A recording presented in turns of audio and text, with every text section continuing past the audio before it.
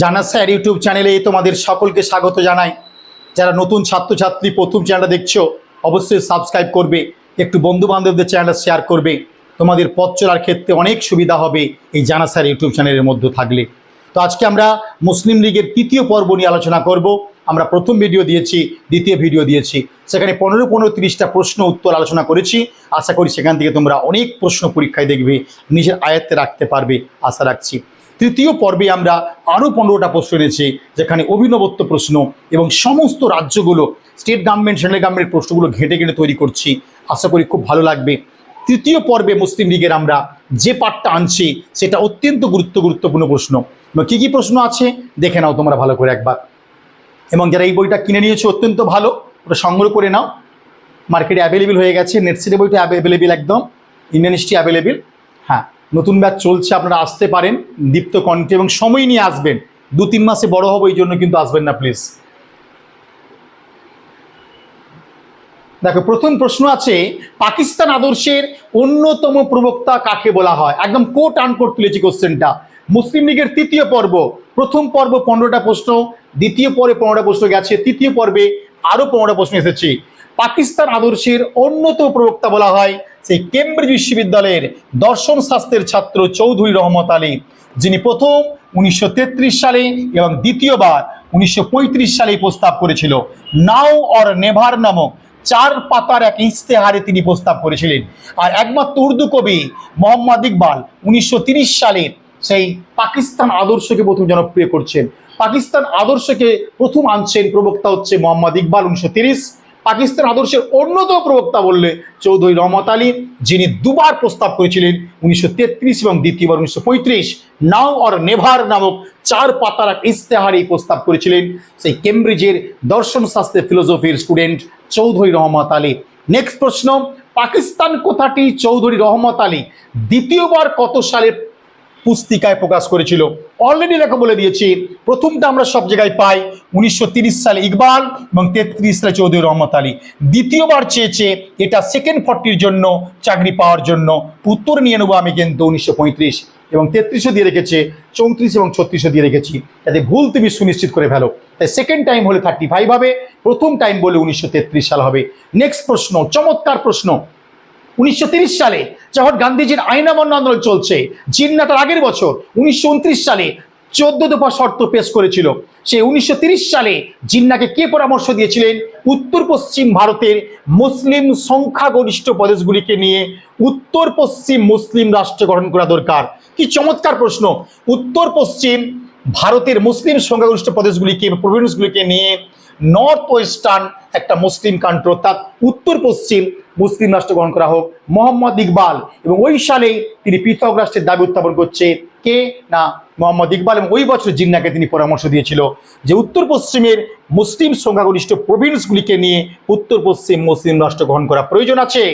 আরেকটি প্রশ্ন রেখেছি আমি, কে বলেছিলেন বাংলা, হায়দ্রাবাদ এবং হিন্দুস্তান পাঞ্জাব? এটা হচ্ছে 1 নম্বর, খুব শুনতে হবে। 2 নম্বরে প্রস্তাব রেখেছিল হায়দ্রাবাদ এবং হিন্দুস্তান ও পাঞ্জাব। 3 নম্বর হচ্ছে উত্তর পশ্চিম সীমান্ত প্রদেশ। 4 হচ্ছে বালুচিস্তান। এই 4টে প্রভিন্স নিয়ে পাকিস্তান এই 4 ভাগে উপমহাদেশে ভাগ করা প্রস্তাব দেওয়া হোক। তাহলে এই 4টে প্রভিন্সকে নিয়ে পাকিস্তান এই 4 ভাগে উপমহাদেশ ভাগ করার প্রস্তাব দিয়েছিল। কে দিয়েছিল দেখে নাও, অপশন দিচ্ছি আমি এবারে। বাংলা, হায়দ্রাবাদ, হিন্দুস্তান, পাঞ্জাব, উত্তর পশ্চিম সীমান্ত বালুচিস্তান নিয়ে কে প্রস্তাব দিয়েছিল যে পাকিস্তান এই 4 ভাগে নতুন ভাবে করবে? দেখো, অপশন দিয়েছি আমি। আলিগড় কলেজের অধ্যাপক জাবরুল হাসান, আলিগড় কলেজের অধ্যাপক হোসেন কাদরি, আলিগড় কলেজের অধ্যক্ষ থিওডর বেক, এ বি উভয়ে। মনে রাখতে হবে, চমৎকার প্রশ্ন। এই 4টি প্রভিন্স নিয়ে পাকিস্তান হোক, এটা আলিগড় কলেজের 2 প্রফেসর জাবরুল হাসান এবং হোসেন কাদরি প্রথম প্রস্তাব রেখেছিল। তাই আমরা এ বি উভয় উত্তর নিলাম। এই কোশ্চেনটা আপনি একদম 42nd পার্ট বা লাস্ট 20 পার্টের জন্য করতে পারেন, চাকরি সুনিশ্চিত পেয়ে যাবেন আপনি কিন্তু। এবার 1940 সালের 23শে মার্চ মুসলিম লীগের লাহোর অধিবেশনে যে পাকিস্তান প্রস্তাবের চূড়ান্ত খসড়া উত্থাপন হয়েছিল, তার লেখক কে ছিলেন? আরেকবার বলবো, 1940-এর 23শে মার্চ মুসলিম লীগের লাহোর অধিবেশনে যে পাকিস্তান প্রস্তাবের চূড়ান্ত খসড়া উত্থাপন হয়েছিল তার লেখক ছিলেন সেই সিকান্দার হায়াত খান। আমরা জানি 1935-এর ভারশাসন আইন বলে 1937 সালে যে নির্বাচন হয়েছিল সেই নির্বাচনে পাঞ্জাব থেকে প্রধানমন্ত্রী হয়েছিলেন সিকান্দার হায়াত খান। এ প্রসঙ্গে বলে রাখা দরকার 23শে মার্চ মুসলিম লীগের লাহোর অধিবেশনের যে প্রস্তাব সেই স্মরণেই 1956 সালের 23শে মার্চ, আর একবার বলবো 1956-র 23শে মার্চ কি হয়েছিল না স্বাধীন পাকিস্তান রাষ্ট্রের সংবিধান কার্যকরী হয় এবং 1956 23শে মার্চ পাকিস্তান রিপাবলিক কান্ট্রি বলে পরিগণিত হয়েছিল। যা চমৎকার প্রশ্ন। এই কোশ্চেনটা ক্লাস 10-এ একাধিক পরীক্ষা আমরা পাচ্ছি। পাথওয়ে টু পাকিস্তান গ্রন্থের লেখক 1961 সালে গ্রন্থটি প্রকাশ পেয়েছিল। 1961-এ প্রকাশিত পাথওয়ে টু পাকিস্তান গ্রন্থের লেখক সেই চৌধুরী খালিকুজ্জামান। মনে রাখবে যিনি কি হয়েছিল না সাইমন কমিশন ভারতবর্ষে এলে গো ব্যাক সাইমন যখন ধ্বনি উঠেছিল তখন সেই ঘুড়ি এবং বেলুনে গো ব্যাক সাইমন কথাটি লিখে লগ্ন থেকে উড়িয়ে দিয়েছিলেন চৌধুরী খালিকুজ্জামান। সেই চৌধুরী খালিকুজ্জামানের বিখ্যাত বই পাথওয়ে টু পাকিস্তান, যিনি সাইমন কমিশন ভারতবর্ষে এলে ঘুড়ি বেলুনে গো ব্যাক সাইমন কথাটি লিখে উপস্থাপন করেছিলেন বা ছড়িয়ে দিয়েছিলেন। প্রত্যক্ষ সংগ্রামের ডাক কোন তারিখে দেওয়া হয়েছিল? Direct action day. এর উপর স্পেশাল ভিডিও আছে, আপনারা দেখবেন, মন জুড়িয়ে যাবে। 16 আগস্টে সকাল থেকে রাত পর্যন্ত কোথায় কি ঘটনা ঘটেছিল আপনারা ভিডিওটা দেখে নেবেন। জানা স্যার ইউটিউব চ্যানেলে দেওয়া রয়েছে আকর্ষণ টপিক। সেই প্রত্যক্ষ সংগ্রামের ডাক 1946 সালে 16 আগস্ট কিন্তু দেওয়া হয়েছিল। বোম্বাই শহর থেকে প্রস্তাব প্রোক্লামেশন চলে আসে। কলকাতা শহরে সবচেয়ে বেশি এফেক্ট হয়েছিল প্রত্যক্ষ সংগ্রামের ডাক এবং এই সংগ্রামের ফলে যে ঘটনাগুলো ঘটল 17 আগস্ট দ্য স্টেভেন পত্রিকায় এইটি কিন্তু প্রকাশ পেয়েছিল এবং আনন্দবাজার পত্রিকায় এই ঘটনা কিন্তু প্রকাশ পেয়েছিল। আপনারা দেখতে পারেন 1946-এ এই প্রত্যক্ষ সংগ্রামের ডাক কিন্তু জিন্নাহ দিয়েছিলেন। কি ভারত ছাড়ো আন্দোলন প্রসঙ্গে বলেছিলেন কংগ্রেসের একচ্ছত্র ক্ষমতা লাভের জন্য একটি বড় ধাপ্পা। যখন ভারত ছাড়ো আন্দোলন চলছে সেই ভারত ছাড়ো আন্দোলন প্রসঙ্গে কে বললেন কংগ্রেসের একচ্ছত্র ক্ষমতা লাভের জন্য একটি বড় ধাপ্পা হচ্ছে কুইট ইন্ডিয়া মুভমেন্ট ভারত ছাড়ো আন্দোলন। এটি বলেছে কে? মোহাম্মদ আলী জিন্নাহ। কে বলেছেন? মোহাম্মদ আলী জিন্নাহ। নেক্সট প্রশ্ন খুব চমৎকার। 1944 সালে যে সিআর ফর্মুলা বা চক্রবর্তী রাজা গোপালের যে সূত্র, একটি ছোবড়া কিছুই নয়, একটি শূন্য খণ্ডিত কীটদুষ্ট পাকিস্তান দানের চক্রান্ত।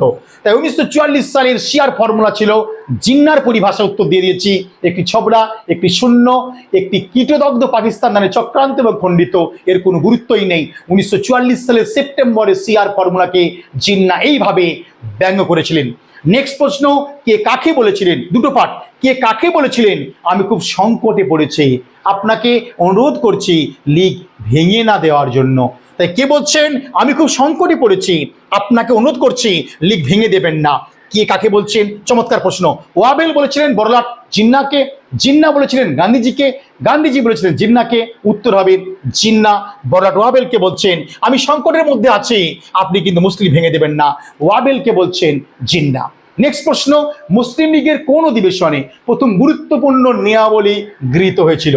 প্রথম নিয়মাবলী আমরা বলেছিলাম 1906 সালে প্রথম সংবিধান তৈরি করছে ঢাকাতে, সেইটাকে আরও সংশোধন করছে 1907, নিউ নিয়ম তৈরি হয় এবং তার উপর দাঁড়িয়ে 1913 সালে নতুন সংবিধান তৈরি করে মুসলিম লীগ। সব কিন্তু বলে গেলাম।